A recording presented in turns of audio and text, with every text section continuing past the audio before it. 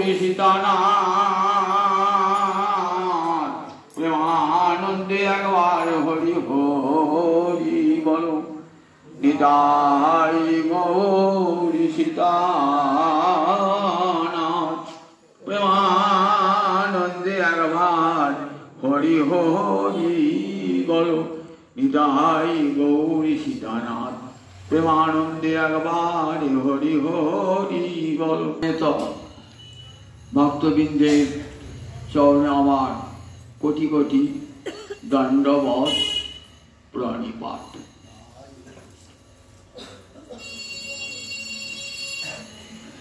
রূপ গোস্বামীপদে রচিত ভক্তি রসামৃত সিন্ধুর 64 ভক্তি অঙ্গের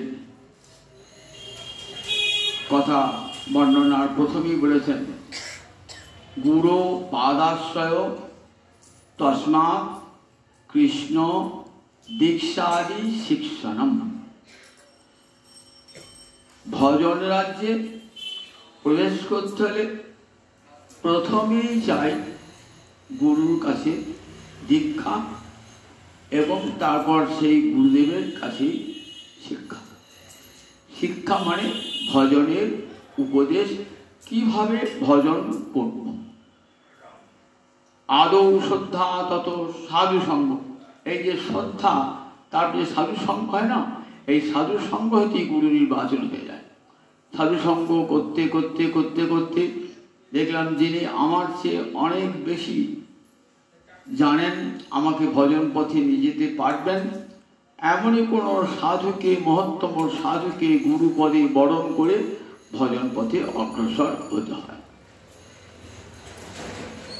আচার্য মাং বিজানিয়া বলেন গুরু খুলতে হয় না, কিন্তু বলেন গুরু ঠিক ভজন করতে করতে যখন অন্তরে প্রবল উৎকণ্ঠা দেখা দেবে তখনই ভগবানই গুরুমূর্তি ধারণ করে জীবের কাছে আসেন।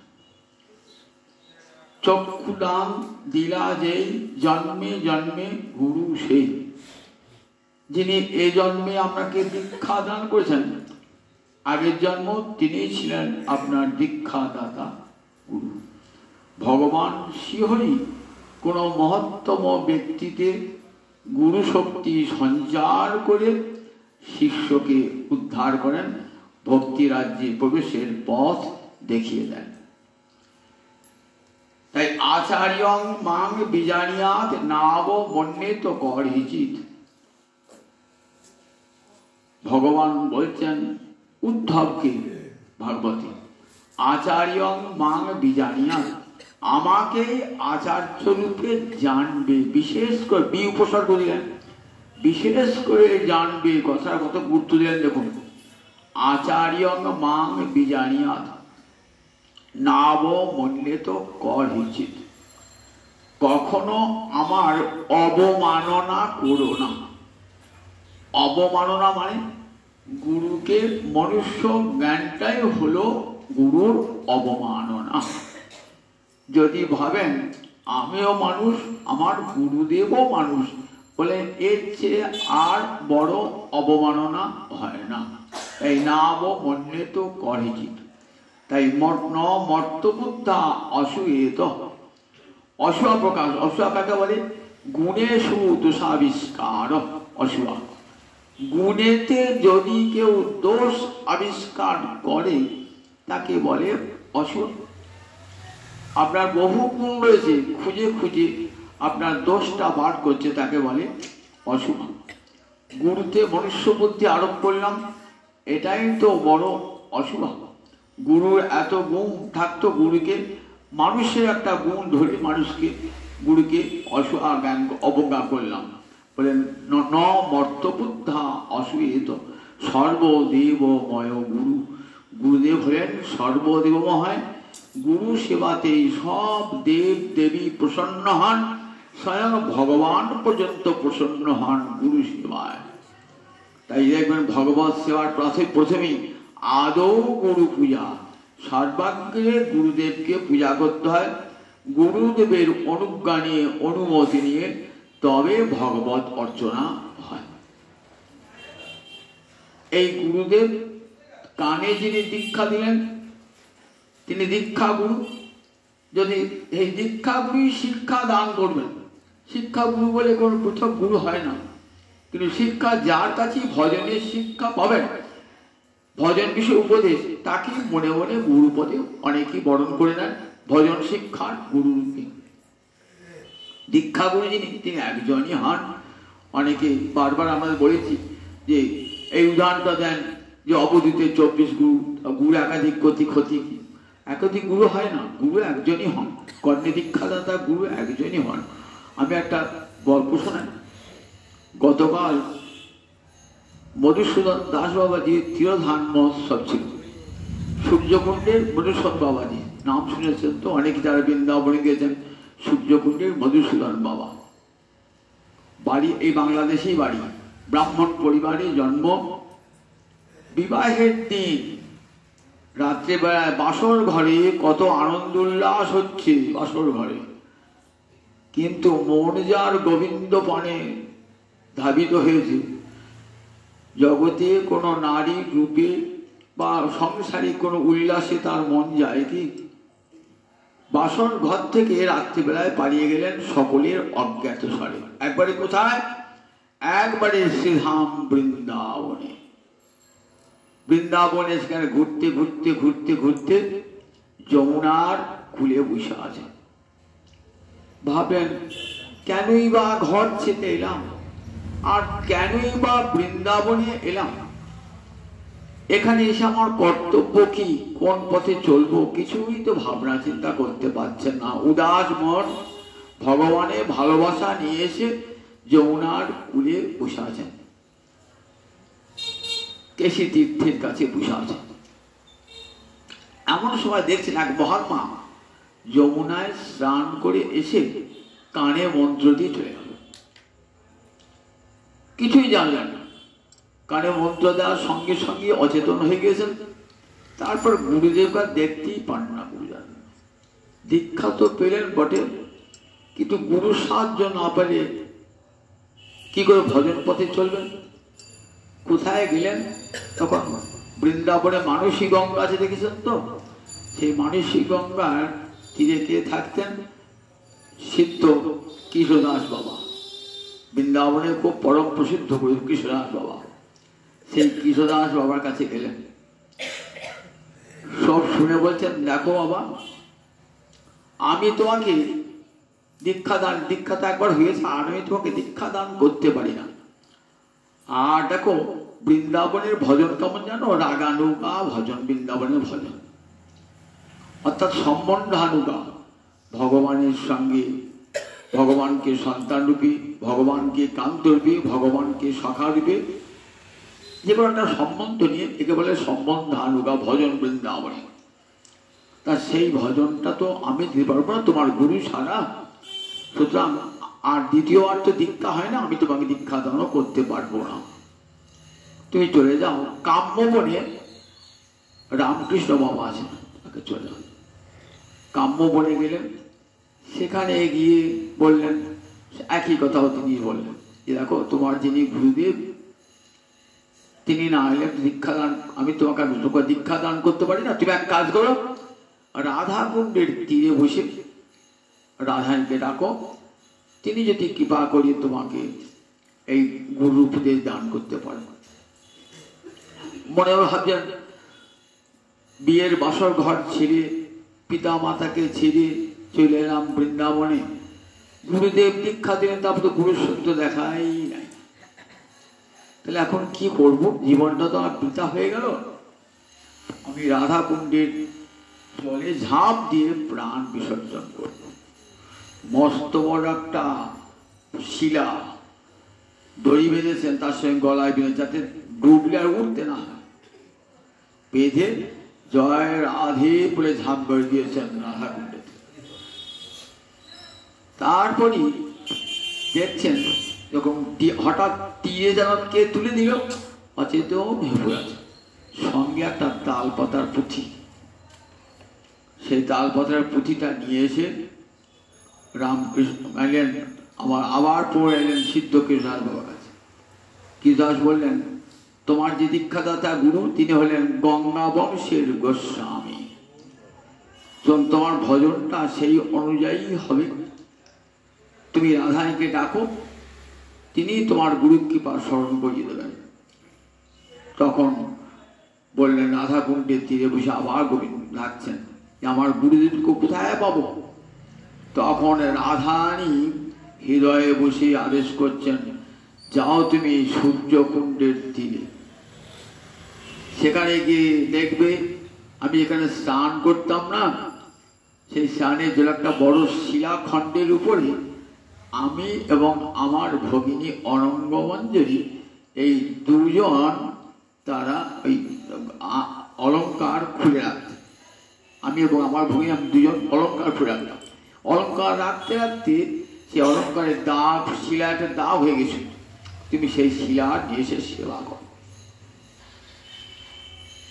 চলে গেলেন সেখানে সূর্যকুণ্ডের তীরে স্নান করতে গেলে একটা শিলার উপরে রাধারানী আর তার ভগিনী অনঙ্গমঞ্জরি তার কেউর এবং অঙ্গদ রাখার দাগ পড়ে গেছে। বিশাল শিলা, এক মনের উপরে পুরো ভারী, সেটাকে নিয়ে এলেন, যেন মনে হলো একবারে ফাঁপা জিনিস বলল, নিয়ে এসে তার সেবা করতে লাগলেন যে তিনি আমাকে ভজন শিক্ষা দেবে। ওই যে অনঙ্গমঞ্জরি কিন্তু শিক্ষা দান করবেন গঙ্গা বংশের বিদায় চাঁদের আবেশ যার মধ্যে ছিল। সেই অনঙ্গমঞ্জরি ভজন করতে করতে করতে করতে দীর্ঘ জীবন ভজন করছেন। ভজন করতে করতে কি হলো, ভজন করতে করতে পায়ে ঘা হয়ে গিয়েছে, ভয়ঙ্কর ঘা, চলতেও পারেন না, মাদু করে করতে পারেন না। একদিন এক বালিকা এসে বলছেন, বালিকাকে চেনেন? হ্যাঁ রে বাবা, তুই মাদু করে করতে যাস না কেন? কি করে যাবো, পায়ে তো ঘা, যেতে পারি না। পায়ে করে বলতে তো পারিস, পায়ে করে এই না মাদু করে এনে দিলাম, মাদু করে খাও, আবার যেও, কালকে তোমার জন্য মাদু করে আছে। মাদু করে খেলেন, দুধ খেলেন, দুধ তো নয় অমৃত পান করলেন। মেয়েটিকে চেনেন? ঠিক সেই গোয়ালপাড়ায় গিয়ে মেয়েটিকে জিজ্ঞাসা করছে, আচ্ছা তোমার সেই লালি কোথায়? বললি, লালি তো বিয়ে হয়ে গেছে, 3 মাস আগে তো সে শ্বশুরবাড়ি চলে গেছে, এখানে তো নাই। আমাকে যে কাল গিয়ে দুধ দিয়ে বল, কথাটা আর ভাঙলেন না। দুধটা খেয়েছেন তো পায়ের ঘাটা সেরে গেছে একবারে, পায়ে আর কোনো ঘা নাই। ভজনে আপনা আপনি ভজন স্ফূর্তি হচ্ছে। ফিরে এলেন এসেতে, রাধারানী কি অপূর্ব লীলা, ওই সূর্যকুণ্ডে বসিয়ে ভজন করতেন। খবর পেলেন অনেক বৃদ্ধ বয়সে তার স্ত্রী এসেছেন, বৃন্দাবনে স্বামীর খোঁজে এসেছেন। শুনলেন, সিদ্ধ বাবা শুনলেন যে আমার স্ত্রী এসেছে, সেখান থেকে গোবর্ধনে চলে গেলেন। স্ত্রী আবার গোবর্ধনে গেলেন, দেখছেন গোবর্ধন সেখান থেকে অন্য চলে গেছেন। তখনই ভাবলেন, আমি কেন আমার স্বামীর ভজনের বিঘ্ন ঘটাবো? আমি তো সহধর্মিনী, আমার কর্তব্যই হচ্ছে স্বামীর ধর্মের সহায়তা করা। চলে গেলেন। এরপর ভজন শুরু হলো। ইচ্ছা হলো যে সূর্যকুণ্ডে ভাগবত পাঠ করবে। ভাগবত পাঠ করছেন তো দেখছে একটা মেথরের ছেলে, সে কোলে এসে, একটা ডোমের ছেলে কোলে এসে বসে পড়ে। সে পাঠ শোনে, পাঠ করে যান। পাঠ করতে করতে শেষের দিন রাসলীলা হয়ে গেছে। বলছেন, আচ্ছা রাসলীলার অন্তে মাধব কোন কুঞ্জে শয়ন করেছিলেন? যেই বলা সঙ্গে সঙ্গে মধুসূদন বাবার চলে গেল, প্রাণবায়ুটা চলে গেল। চলে গেলে একবারে গোলকের রাধা গোবিন্দের চরণে চলে গেলেন। এমনি করে আমরা দেখি যে বৃন্দাবনে কেমন ভজন শৈলী একবারে বলেছেন, গুরু কৃপার উপর নির্ভর করে স্বয়ং রাধারানী সেখানে যেন গুরু রূপে সব জানিয়ে দিচ্ছেন, ভজন করবার কথা জানিয়ে দিচ্ছেন।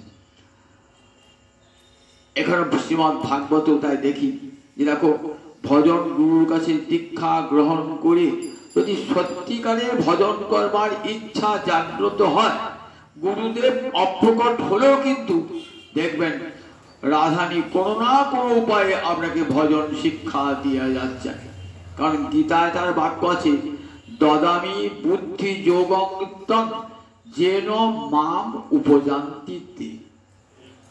যারা আমাকে ভজন করতে ইচ্ছা করে আমি কি করি, দদামি বুদ্ধি যোগং, আমি তাকে বুদ্ধি দান করি, আর সেই বুদ্ধির দ্বারা মাম উপজান্তি, উপমানে সমীপে, যা যা তথ্য গমন করা, আমার সমীপে সে চলে যায়, ভগবানের কাছে সে চলে যায়। কাজে গুরু কৃপা সম্বল করে যদি ভজন শুরু করে, বিনা ভজনে কিছুই হবে না। কোটি কোটি তীর্থ ঘুরে বেড়ালেন, যাগ যজ্ঞ করলেন, এখানে হত্যা দিলেন, সেখানে হত্যা দিলেন, কোনো ফলই হবে না যদি ভজন না থাকে। গুরুর কাছে দীক্ষা গ্রহণ করলাম, অথচ ভজনের নামটি পর্যন্ত নাই। আমি এখানে সেখানে প্রসাদ খেয়ে বেড়াচ্ছি, দেখছি না যে আমার গুরুর কি আদেশ আছে, গুরুর কি নির্দেশ আছে, দেখলাম না।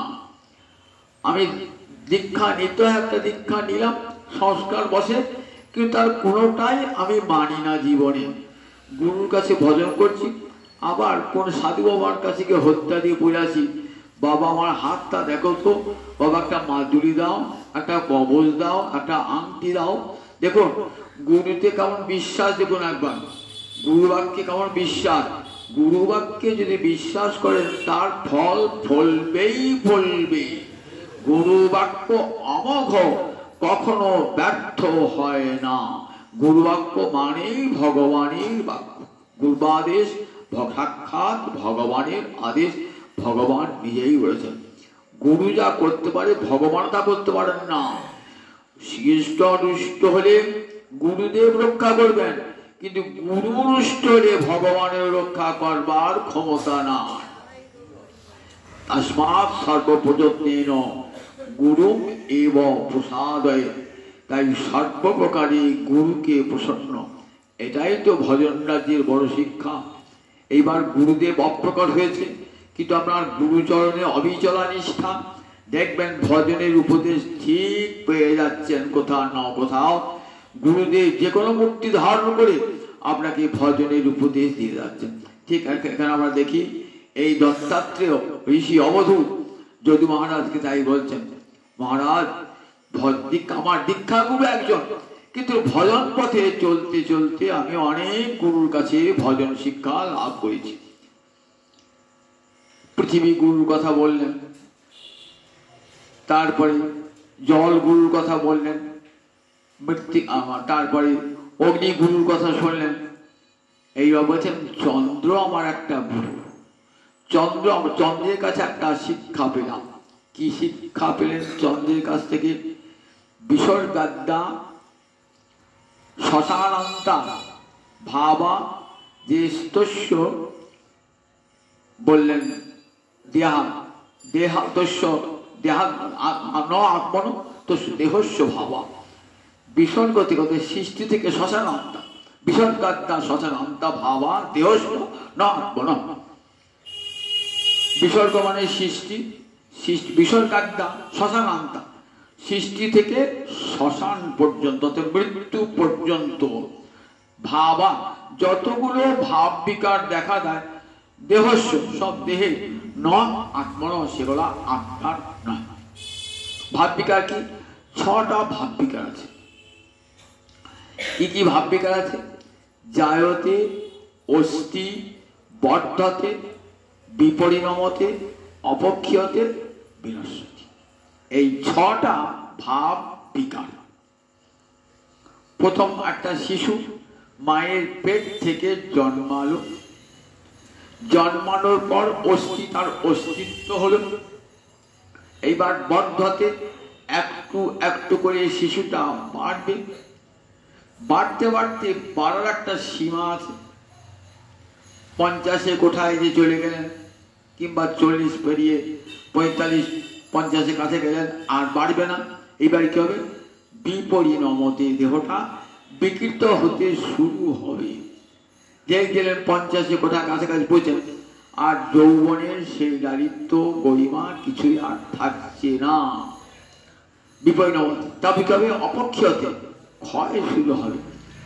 চোখের দৃষ্টি শক্তি কমে গেছে, কানে শুনতে পাচ্ছেন না, হাঁটুতে ব্যথা করছে, চলতে পারছেন না, বাইরে অঙ্গ প্রত্যঙ্গে, আবার ভিতরেও দেখবেন সব কলকব্জা আস্তে আস্তে ধীরে খারাপ হয়ে যাচ্ছে। অপক্ষয় হচ্ছে, এবার বিনশ্বতি, তারপর একদিন বিনাশ হয়ে যায়। এই 6টা ভাববিকার কার বলেন? দেহের, নতু আত্মন, আত্মার ভাববিকার নাই, দেহে। এটা আমাকে চন্দ্র শেখালো। ওই যে চন্দ্রের কলা আমরা কি দেখি, পূর্ণিমা দিন গোল করে চাঁদ উঠল 16 কলায় পূর্ণ হয়। প্রতিপদের দিন থেকে এক কলা এক কলা এক কলা এক কলা ক্ষয়তে লাগলো, অবশ্যই কিছুই নাই। তার যে ক্ষয়টা চন্দ্র খেয়ে গেল, চন্দ্র ক্ষয় নাই, চন্দ্রের কলাটার ক্ষয় হলো। কলাটা কি হয় না, চন্দ্রের উপরে পৃথিবী অথবা সূর্যের ছায়া যতটা যতটা ছায়া পড়েছে ততটা ততটা কলা। তাহলে ওই যে কলাটা সূর্য বা পৃথিবীর ছায়া যেমন যেমন পড়বে, ওই কলাটা চন্দ্র কিন্তু যেমন কার তেমনি আছে। এই শিক্ষাটা আমাকে চন্দ্র দিয়ে গেল। আমি যে আত্মা, আমি ছিলাম, আছি, থাকবো, যেমন ছিলাম তেমনি আছি। আমার ভাব বিকাশ শুধু দেহে, আমার আত্মার নারী পুরুষ ভেদ পর্যন্ত নাই, দেহটারই এই ভেদ, কখনো নারী কখনো পুরুষ, এবং ভাব বিকার এই দেহটারই বিসর্গাদ্যা শ্মশানান্তা ভাবা দেহস্য ন আত্মন। এটাই আমাকে শিক্ষা দিয়ে গেল চন্দ্র, আমাকে শিক্ষা দিল। চন্দ্র বলা, চন্দ্র তুমি একটা আমার গুরু হয়ে আসছে, আমাকে শেখালে যে আমি মরি না, আমি যেমনকার, আমি বৃদ্ধ হই না, আমি রোগা হই না, আমি মোটা হই না। রাজর্ষি ভরতের কথা মনে আছে? রাজর্ষি ভরত যখন বাহক হয়ে পালকি বইছেন, রাজা রঘুগণ যাচ্ছেন গুরুদেবের আশ্রমে, পালকিতে চলে যাচ্ছেন। রাজা রঘুগণ হচ্ছেন সুরাট, এখন যেখানে সুরাট বলে না, সৌরাষ্ট্র দেশ, সেই সৌরাষ্ট্র সে রাজা রঘুগণ যাচ্ছেন কোথায় না, গুরুদেবের আশ্রমে, কপিল আশ্রমে যাচ্ছেন। গুরুদেব কপিল আশ্রমে যাচ্ছেন। কি করে রাজা তো রাধিকা আমার মধ্যে হেঁটে যাবে কি না টোটো করে যাবে? রাজা যাচ্ছে রথে করে চলে, পালকিতে করে যাচ্ছে, পালকি করে, রথ নাই পালকি, রথ যাবে না, পালকি করে যাবে। পালকিতে যেতে যেতে একটা বেহারা অসুস্থ হয়ে পড়েছে। বাহাদুর তো সর্দার থাকে, তার সর্দারকে বলছে একটা বাহু জোগাড় করে। সর্দার খুঁজতে খুঁজতে গিয়েছে মাঠের মধ্যে, রাত্রিবেলা কাকে ভাবে দেখছে একটা মোটা সোটা লোক জমির আলের উপর বসে আছে। এই চলো, রাজা যাচ্ছেন, বাহু কাটো, চলো চলো, ঠিক বইতে পারছো। বড় যাচ্ছে, ভরত তো নিরভিমান, নিরভিমান। সঙ্গে সঙ্গে ভরত কৃষ্ণ প্রেমে বিভোর হয়ে গেছেন, কোনো মান অভিমান কিছুই নাই। চলে গেল, ভরতকে নিয়ে গেলেন। ভরত পালকি বইছে, অন্যান্য পালকি বাহক আর ভরত তো এক নয়। অন্যান্য পালকি বাহক এমন কেউ বড়বড় করে যাচ্ছেন, অনেক পোকা মাকড় পায়ের চাপে পড়ে যাচ্ছে, কোথাও তুলসী গাছ থেকে পা মারিয়ে দিয়ে চলে যাচ্ছে। ভরতকে নিয়ে যাচ্ছেন, দেখছেন যেখানে তুলসী গাছ আছে পাটা তুলে যাচ্ছে, আবার যেখানে দেখছেন পোকা মাকড় আছে না, সেখানে খুব পাটা চাপ দিচ্ছেন যাতে মরে না যায়। ফলে পালকিটা ঠিক সমানভাবে যাচ্ছেন, কোনো জায়গায় দুলছে, কোনো জায়গায় হেলছে, কোনো থেমে যাচ্ছে। বলছে এই পালকি আমাকে হেলছে কেন, দুলছে কেন, থেমে যাচ্ছে কেন? তখন অন্যান্য বাহকেরা বলছে আমাদের জন্য নয়, ওই মোটা লোকটা সেটা করতে অর্জন হয়েছে। খুলেছেন পালকির দরজাটা, লোকটাকে বলছে আমার তো পালকিটা যে বলছে এই তোমার খুব ক্লান্তি লাগছে না? ঠাট্টা করে বলছে এই তুমি পথে তো খুব ক্লান্তি লাগছে না? তোমার চেহারাটা মোটা সোটা তো, তাই খুব ক্লান্তি লাগছে না? বলছেন দেখো আমি রাজা, কিন্তু মনে আছে তো আমার পালকি যদি ঠিক মতো না যায় না, তাহলে আমি তোমাকে কিন্তু উঠানো, আমি তোমাকে কি করতে পারি, তোমাকে দণ্ডদান করতে পারি। ভরত সব কথাগুলি, আর অনেক কথা বললেন, ভরত সব কথাগুলি শুনে গেলেন। যে বলছে রাজা আমি মোটাও নই, আমি রোগাও নই। তুই মোটাও না রোগাও না? না না না। আর আমি পালকি বয় নাই, আমিও পালকি বহন করছি না। আর ক্লান্তি বলছেন তো, আমার কোনো ক্লান্তি নাই, আমার দেহের ক্লান্তি।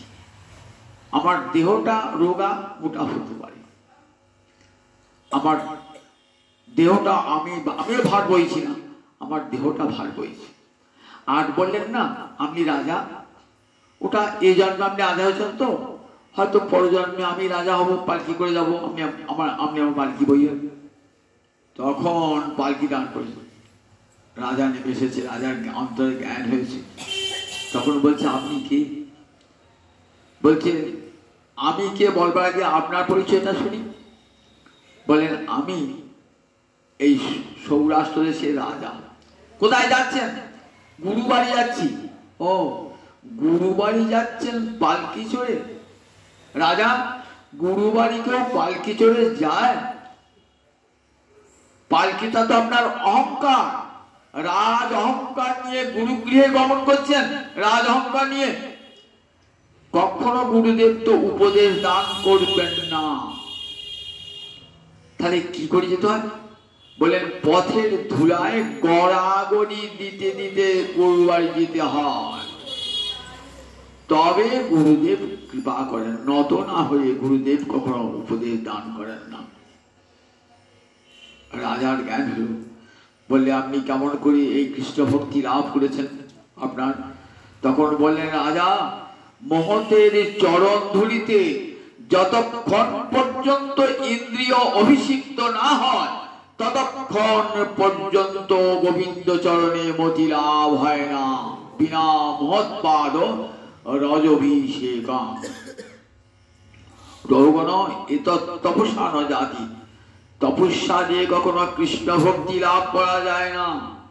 বেদ পাঠের দ্বারা ন ছন্দসা, বেদ পাঠের দ্বারা কখনো ভগবানের ভক্তি লাভ করা যায় না।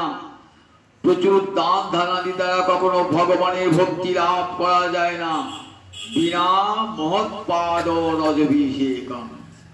মহতের চরণের ধুলা অঙ্গে মাগলে তবে কৃষ্ণ ভক্তি লাভ হয়।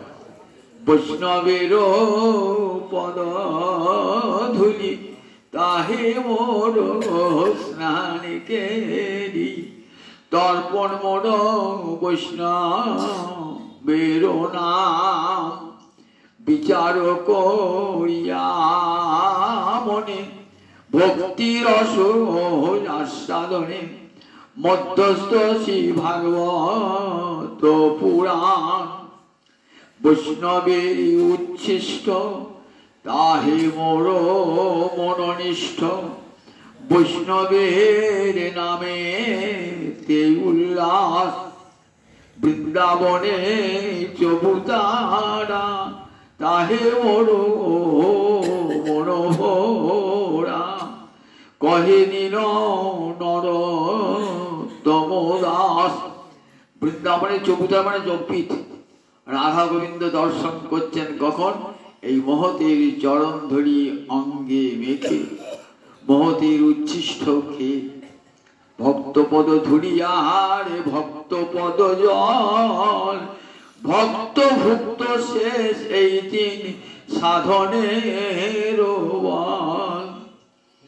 ভক্তপদ রজ আর ভক্তের বাঁধোয়া জল আর ভক্তের ভুক্ত শেষ, এই তিনটি ভক্তি রাজ্যে শক্তি দান করে। এই তিন সাধনের বল। এই তিনটি সাধন হলে কি দেখতে হবেন? ঘরে বসেই দেখতে হবেন। বৃন্দাবনে চবুতারা তাহে মোর মনোভরা। আপনার হৃদয় বৃন্দাবনে দেখবেন চোখ পিটিয়ে আমার রাধা গোবিন্দ যুগলে দাঁড়িয়ে রয়েছে, মন ভরা বিভোর হয়ে থাকবে। নর্তম বলছেন এই হৃদয় বাজে হৃদয় বৃন্দাবনে দেখবেন যোগপীঠ, সেখানে যুগল রূপে দাঁড়িয়ে রয়েছেন রাধা গোবিন্দ। বৈষ্ণবের পরধুলি অঙ্গে মাখুন, অন্তরে বিনয় আসুক, তবে তো হবে। জগৎকে দেখালেন এ দেখো গুরু কৃপাটা সর্বাগ্রে দরকার, আর গুরু কৃপা লাভ করতে কামনা করতে হবে। তাই আমাদের দেহটা 6টা ভাব বিকার আছে, কিন্তু আত্মার ভাব বিকার না। আত্মা বলে যেমন ছিলেন তেমনি আছেন, তেমনি থাকবেন। আবার আমরা কি দেখি, রাত্রিবেলায় যাচ্ছি তো, রাত্রিবেলায় যে দেখলাম যে চন্দ্রটা একটা সরোবরের জলের তলে চন্দ্র।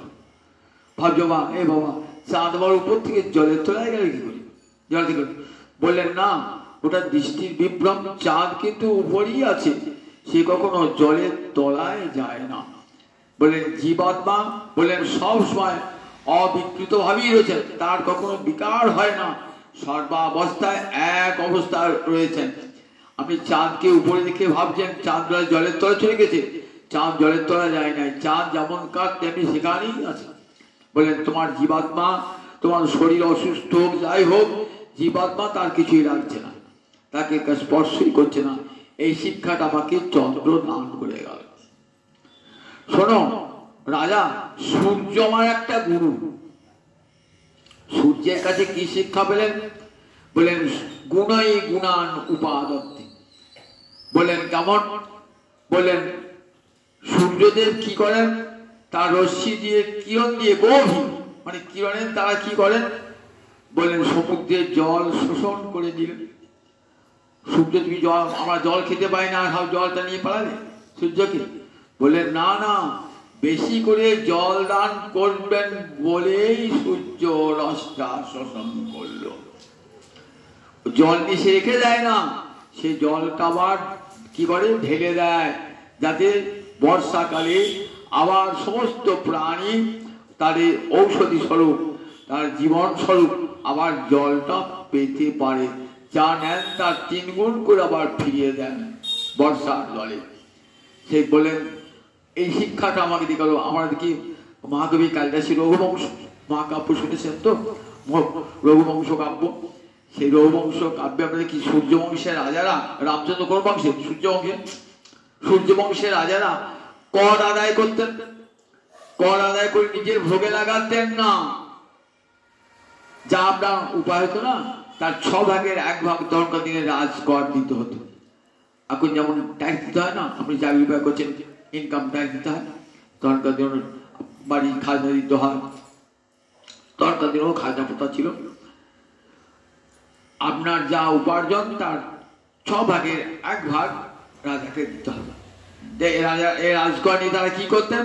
তারা প্রজাদের সেবায় লাগাতেন। রাজকরটা নিয়ে কি করতেন? প্রজাদের কোথায় দুর্ভিক্ষ হয়েছে সেখানে প্রজাগণকে খেতে দিতে হবে, কোথায় কোন প্রজার ঘর বাড়ি ভেঙে গেছে ঘর তৈরি করে দিতে হবে, কোথায় কোন প্রজা খেতে পান না তা দেখতে হবে। এগুলো সব দেখবার জন্য কি করতেন? তারা ওই করটা নিতেন নিজের ভোগের জন্য না। তাই বলে দেখেন সাধু মাধু করে গ্রহণ করেন, কারো কাছে দান গ্রহণ করেন, নিজের ভোগের জন্য নয়। কি করেন? আরো 5টা লোককে, দুস্থ জনকে সেবা করবার জন্য। আরো যারা যে দান গ্রহণ করেন সেই দানটা অপরকে সেবা করবার জন্য সেই দানটা গ্রহণ করেন। আমরা ভাবছি সাধু বেশ পয়সা ব্যয় করছে, তো অর্থ উপার্জন করছে। যথার্থ সাধু হলে সে টাকা তিনি ব্যাংকে রেখে দেবেন না, সে টাকা আবার সাধু সেবাতে ব্যয় করবেন, এবং যে টাকা পেয়েছেন সেই টাকা আবার তার 3 গুণ বেশি খরচ করে দুস্থ দুর্গত জনকে সেবা লাগাবেন। এই শিক্ষাটা আমাকে সূর্য দিয়ে গেল। আবার সূর্য আমরা দেখি আপনার বিভিন্ন জায়গাতে সূর্য তার প্রতিবিম্ব পড়ছে ভিন্ন জায়গাতে। আমি ভাবছি সূর্য দেখো, একটা থালার মধ্যে সূর্য রয়েছে, একটা বালতি জলের মধ্যে সূর্য রয়েছে, সমুদ্রের মধ্যে সূর্য রয়েছে, পুকুরের মধ্যে সূর্য রয়েছে। বলে একই সূর্য দেখো ভিন্ন ভিন্ন জায়গায় প্রতিবিম্বিত হয়ে ভিন্ন ভিন্ন রূপ ধারণ করছে। ঠিক তেমনি একই ভগবান পরমাত্মা সমস্ত জীবের হৃদয়ে প্রতিবিম্বিত হয়ে কত একবার বিশ্বের একবার দেবতা থেকে আরম্ভ করে অতি ক্ষুদ্র আব্রহ্ম স্তম্ভ পর্যন্ত সর্বত্র ভগবান রয়েছেন ওই প্রতিবিম্ব রূপে, সব জীব দেহে জীবাত্মা রূপে রয়েছেন। এই শিক্ষাটা আমাকে দিয়ে গেল সূর্য। আমি যেমন সর্বত্র বিরাজমান, তেমনি ভগবান শ্রীহরি সর্বত্র বিরাজমান। জগতের এমন কোন স্থান নাই যেখানে ভগবান নাই। এই শিক্ষাটা আমাকে দিয়ে গেল আমার সূর্যদেব। সূর্যের কাছ থেকে আমি এই শিক্ষাটা পেলাম। শোনো মহারাজ, একটা কপট আর একটা কপতি আমার গুরু। কপট মানে পায়রা আর কপতি মানে স্ত্রী পায়রা। এই শিক্ষাটা আমাকে কি দিয়ে গেল? নাতি স্নেহ প্রসঙ্গ বা কর্তব্য কাপি কেনচিত। বললেন খুব বেশি স্নেহ সংসারের পরিজনদের প্রতি ভালো নয়, আর খুব বেশি আসক্তিও ভালো নয়। তাহলে কি করতে হবে না? কুর্বন বিন্দে তো সন্তাপম, ওই কপত ইব দিনধি, কুর্বন বিন্দে তো সন্তাপম। ওই কপট কপতি যেমন সন্তাপ ভোগ করেছিলেন, ঠিক তেমনি সন্তাপ ভোগ করতে হবে। সংসারের পরিজনদের যদি অতি ভালোবাসেন না, আর তাদের প্রতি যদি অধিক আসক্ত হন, তাহলে কি হবে? আপনাকেও এই কষ্ট ভোগ করতে হবে। কিরকম শোনো, আমি দেখছি আগে একটা গাছতলায় বসে আছে, গাছতলায় দেখছি যে কতগুলো শাবক উকি ঝুঁকি মারছে। কি জন্যে না? তার মা আর বাবা কখন আসবে।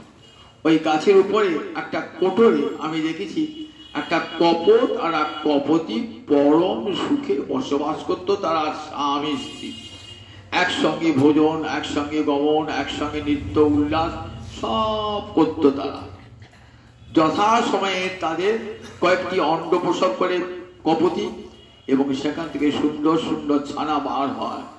তারা খেলতো, ছুটতো, আর কপতির মনে খুব আনন্দ হতো নিজের সন্তান দর্শন করে।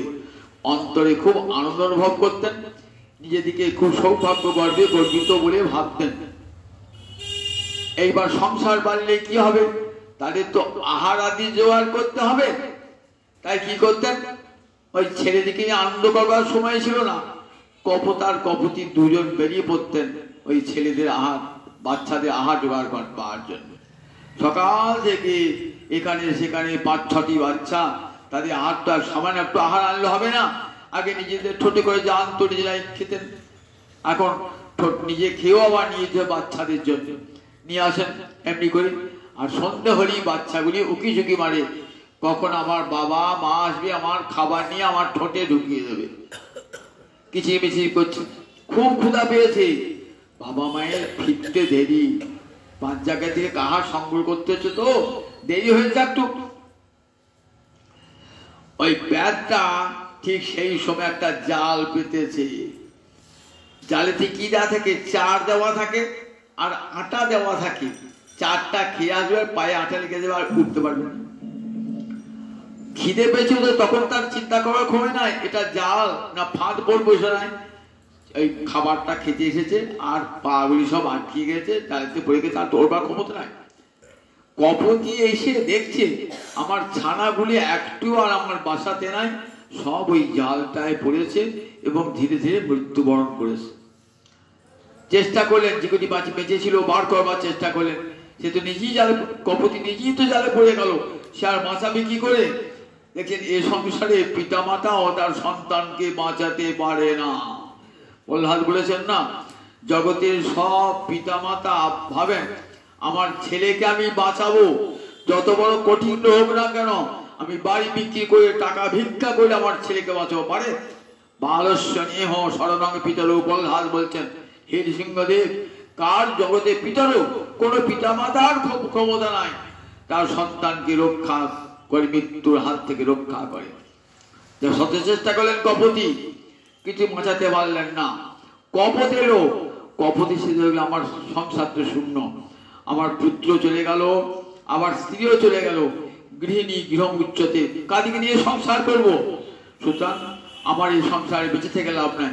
এই বলে সে নিজেও দেহটা ওই জালের উপর পড়লো। ব্যাধের তো ভারী হলো, কপত কপতি ছানাগুলি সব নিয়ে চলে গেল। আমি তাকিয়ে দেখছি। আমি বললাম, কপত কপতি, আজ থেকে তোমরা দুজন আমার গুরু, আমাকে শিক্ষা দিয়ে গেলে সংসারের প্রতি অধিক আসক্তি ভালো নয়, নিজের মৃত্যুই ডেকে নিয়ে আসে। নিজের মৃত্যু শোনা, যদি কোন স্বজনের মৃত্যু হয় কি হয়, অন্তরে কেমন এমন ব্যথা হয়। শাস্ত্রে বলেছে যে সন্তান জন্মালে কেউ, সন্তান তো মিত্র নয়, সন্তান শত্রু। কিরকম দেখুন, জায় মানে হরের জায়া, সন্তান যে জন্মালো না, তখন জায়া মানে পত্নী, পত্নীর ভালোবাসাটা কেটে এলো। আগে স্বামী স্ত্রী যখন ছিলেন, সব ভালোবাসাটা ভাগ ছিল না, স্বামীকে ভালোবাসতেন। যে একটি সন্তান এলো, ভালোবাসাটা স্বামীর প্রতি একটু কমে গেল, ভাগ গেল ভালোবাসা। যায় মানে হরের জায়া, বর্ধমানে হরের ধর্ম। এইবার ছেলে বড় হচ্ছে, তার জামা কাপড় কিনতে হবে, দুধ খাওয়াতে হবে, আস্তে আস্তে খরচ বাড়ছে। এবার ছেলেকে লেখাপড়া শেখাতে হবে, খরচ বাড়ছে। বর্ধমানে হরের ধর্ম, ধন হরণ করবে আপনার, টাকাটা ব্যাংকে যাচ্ছে, অনেক কমে যাচ্ছে, আর জমাতে পারছেন না। মৃয়মানে হরের প্রাণ। হঠাৎ শুনলেন আমার ছেলেটা অ্যাক্সিডেন্টে মরিয়ে গিয়েছে। তখন বললো, আমি মরে গেলে ভালো হতো। আর এমন হয়ে যায় পুত্র, এমন দুঃখ, নাচপত্য সমসুখ, বলে অপত্যের সমান অপত্য শোক, পুত্র শোকের মতো শোক আর জগতে নাই, নচাপত্য সমসুখ। সেই শোকের আঘাত আর পিতা মাতা সহ্য করতে পারেন না, শোকের আঘাত। তখন অর্ধ বেঁচে থাকলো, ওই অর্ধমৃত অবস্থায়, জীবন মৃত অবস্থায় থাকেন। তাই বলেন যে দেখো, প্রিয় মানে হরের প্রাণা, প্রাণটাই নিয়ে চলে গেল, বাঁচবার ইচ্ছাটাই চলে গেল। নাস্তি পুত্র সমরিপু, তাই ছেলের মতন শত্রু জগতে আর না। যে ভালোবাসা কেড়ে নেয়, যে ধন হরণ করে, যে প্রাণ হরণ করে, তাহলে সে শত্রু নাটক কি? নাস্তি পুত্র সমরিপু, তাই পুত্রের সমান রিপু নাই। বলেন দেখা তো ভালোবেসো না, ভালোবাসেই কিন্তু আঘাত পেতে হবে। সবচেয়ে বেশি আঘাত ছেলেদের কাছ থেকে। যে ছেলেকে মানুষ করলেন, সে ছেলে বড় হয়ে বলে, বাবা বুড়ো হয়েছো, তোমার বৃদ্ধাশ্রমে দিয়ে আসি। কত আঘাত বলুন দেখি। মায়ের বাবার অন্তরে ছেলেকে, এইটুকু ছেলেকে আমি না খেয়ে খাইয়েছি, আমি বিছানায় ছেলে মূত্র পরিত্যাগ করেছে, আমি বিছানায় শুয়েছি, এমনি করে দিনের পর দিন কাটিয়ে রোগ হলে পরে সারা দেখেছি। আর সেই খোকা আমার বড় হয়ে আমাকে বৃদ্ধাশ্রমে দিয়ে গেল। অন্য কেউ করলে হতো না, কিন্তু নিজের ছেলে যখন করে, তখন বাপ মায়ের অন্তরে কত কষ্ট হয় বলুন দেখি। এই স্নেহ আসক্তি কখনো সকলেই জানতে হবে, কেউ আমার আপন নয়। এরা কর্মফলের জন্য, কেউ আমার পুত্র, কেউ আমার কন্যা, কেউ আমার স্বামী, কেউ আমার স্ত্রী, কেউ আমার স্বজন হয়েছে। কাজে তাদের প্রতি আতি স্নেহ কর্তব্য। বলে দেখো, এমন এই যে সুন্দর, শেষকালে সুখদেব বলছে, মহারাজ প্রাপ্য মানুষ দেহ, এমন সুন্দর মানব দেহটা লাভ করে যে ভগবানকে ভজ না, মোক্ষ দ্বার অপাবৃতম। এই মানব দেহ দান মানে মুক্তির দ্বার ভগবান খুলে দিলেন। মোক্ষ দ্বার অপাবৃতম মানে মুক্তির দ্বার খুলে দিলেন। খাঁচায় বাঁধা ছিল জীব, এইবার মুক্তি দ্বার খুলে দিলেন। এইবার তুমি মুক্ত হতে পারো। এমন জন্ম দিলাম, ইচ্ছা করলে ঘরে বদ্ধ হয়ে থাকতে পারো, আবার ইচ্ছা করলে পাখা গজিয়ে উঠে চলে যেতে পারো। এই মনুষ্য জন্ম দেখুন, এমন সন্ধিক্ষণ না। মনুষ্য জন্মটা এমনই জন্ম না, সবচেয়ে উত্তম জন্ম। কেন মনুষ্য জন্ম? এই জন্মে ইচ্ছা করলে আপনি বন্ধনগ্রস্ত হতে পারেন, আবার এই জন্মে ইচ্ছা করলে আপনি মুক্তি পেতে পারেন। যে প্রাপ্য মানুষম লোকম মোক্ষ দ্বারম অপাবৃতম, মুক্তির দ্বার ভগবান খুলে দেন। এই জন্মেই মানুষ সাধন ভজন করে সংসার থেকে পালাতে পারে, সংসার থেকে মুক্তি পেতে পারে। কিন্তু পশু পক্ষী কীট পতঙ্গ এই অবস্থাতে মুক্তির দ্বার কেউ খুলে না। তারা সাধন উপদেশ, জগতে যাওয়া সব শাস্ত্রের উপদেশ কাজে মানুষের জন্য, দেবতাদের জন্য নয়, শুধু মানুষের জন্য, পশু পাখির জন্য নয়। তাই নর জন্ম কত বড় জন্ম একবার চিন্তা করে দেখো।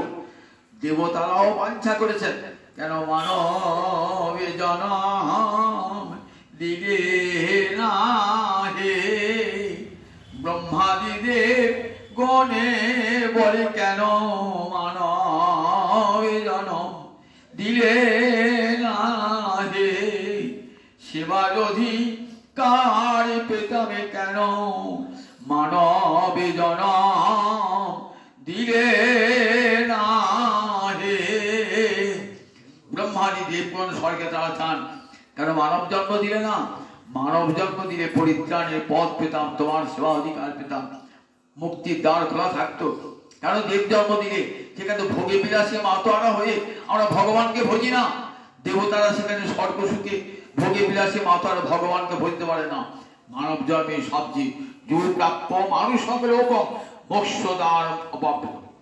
বলেন সংসারের থেকে যদি যদি হয় ওই পাখির মতন বুদ্ধি হয়, ওই কপত কপতির মতন, বলেন তার কি আরচিতম বিদু জানবি উপরে অনেকটা উঁচুতে উঠেছিল, উঠে আবার চ্যুত হয়ে গেল। মানব জন্ম পেয়ে অনেক উঁচুতে উঠলাম, আবার নিচে নেমে এলাম মানব জন্ম পেয়ে। আরচিতম বিদু বলেন গৃহেশু খগবৎ বুদ্ধি। বলেন গৃহেতে ওই পাখিটার খগমানে পাখি খতে গমন করে বলে পাখি একটা নাম খগ। গৃহেশু বলে খগের মতো আসক্তি হলো, ওই পাখিটার যেমন সংসার আসক্ত, আমিও মানব জন্ম পেয়ে ওই পাখিটার মতন সংসারে আসক্ত হলাম। এমন মানব জন্ম পেয়ে আবার নেমে এলাম। বলে আর তো মানব জন্ম দেবে না ভগবান, একবার দিয়েছিলেন, পরখ করে দেখলেন যে জন্ম বিষয়ে তৃষ্ণা যায় নাই। বিষয় তো সকল জন্মেই বিষয়ে পাওয়া যায়, এই জন্মটাই মানব জন্ম, এই জন্মটাই শেষ জন্ম। যদি ইচ্ছা করেন এই জন্মেতেই হেঁটে গোলকে বৈকুণ্ঠে যাওয়া যাবে। মানব জন্ম কত বড় জন্ম, মানব জন্ম। ভগবান মুক্তির দ্বার খুলে দিয়েছেন। যদি আর ভগবানকে না ভজি তাহলে আবার ফিরে আসতে হবে। একটা গল্প শুনিয়ে শেষ করবো। এক ভদ্র মহিলা বৃদ্ধা মারা গেছে, তার তিন ছেলে শ্রাদ্ধ করেছে। মায়ের নাভি কুণ্ডটা এই গঙ্গায় দিয়ে আসতে হবে। দেখেন নাভি কুণ্ডটা গঙ্গা নদী, পবিত্র নদীর জলে দেয়। তা গঙ্গা তো বহু দূর, অনেক দূর, প্রায় 300 মাইল দূরে গঙ্গা। তা বড় ছেলে ভাবছে আমার তো বয়স হয়েছে, আমি যেতে পারবো না। মেজে ছেলে ভাবছে আমারও বয়স হয়ে যেতে পারবো না। ছোট ছেলেটা শক্তি বলছে বাবা তুই দিয়ে আয়। বেশ ছেলে যাচ্ছে। ছেলেটা খানিক দূর গেল, খানিক দূরে 150 মাইল মতো যেতে আর হাঁটতে পারছে না। একটা পুকুরের জলে ফেলে দিয়ে চলে এসছে, তাতে চলে এসছে। বড় ছেলেটার অনুমান হয়েছে তুই যাস না, 300 মাইল রাস্তা কি করে, আজকে সকালে গেলি পরের দিন সন্ধ্যাবেলা চলে এলি, কি করে এলি, তুই যাস না। মানে আমি গেছি বিশ্বাস কর, যাস না। মেজো ছেলে দেখলে কিছুতেই ওর কথা পেট থেকে বার করা যাবে না। তখন পরের দিন বল দেখ মা আমাকে রাত্রে স্বপ্ন দিল যে তুই একটা পুকুরের জলে এটা নাভি কোনটা ফেলে দিয়েছিস। তখন ছেলেটা বলছি মা তো বেশ অনেক দূর চলে গেছিল, আমার কাছে 150 মাইল ফিরিয়ে গেল। আর 150 মাইল গেলি তো মা গঙ্গায় পড়ে যেত, আবার 150 মাইল ফিরে এলো কেন? 150 মাইল গিয়ে আবার ফিরেই আসি। এত বড় মানুষ এত দেখলাম, আবার কিন্তু ফিরে এলাম, পাখির জন্মে ফিরে এলাম, পশুর জন্মে ফিরে এলাম। কত দূর এগিয়ে গেলাম, আর একটু গেলেই বই করে যেতে পারতাম, কিন্তু আরো রচিতম আর এগোতে পারলাম না, সেখান থেকে নেমে চলে এলাম। বলছে তম আর রচ্যুতম বিদু। সুখদেব বলছে মহারাজ এমন দুর্লভ মানব জন্ম লাভ পেয়ে যা মুক্তির দ্বার ভগবান খুলে দিয়েছেন, সেই মানব জন্ম পেয়েও সংসারে আসক্তি, বিষয়ে আসক্তি কাটলো না। কি দুর্ভাগ্য আমাদের। আবার ওই ফিরে এলাম, আবার কোথায়, আবার পশু জনি পক্ষী জনিতে ফিরে এলাম। জয় নিতাই।